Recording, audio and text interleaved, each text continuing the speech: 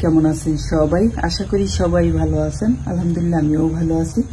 আমি এখন কি করতেছি সবাই দেখেন। এটার মধ্যে কি আছে দেখি তো, কে কে বলতে পারেন? ওয়াও,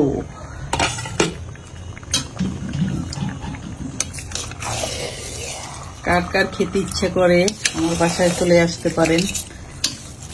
আমি কি বানাইতেছি দেখেন তো।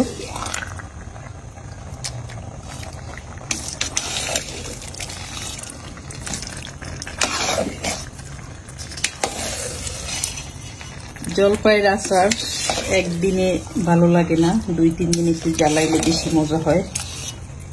আমি শুরু করছি আজকে।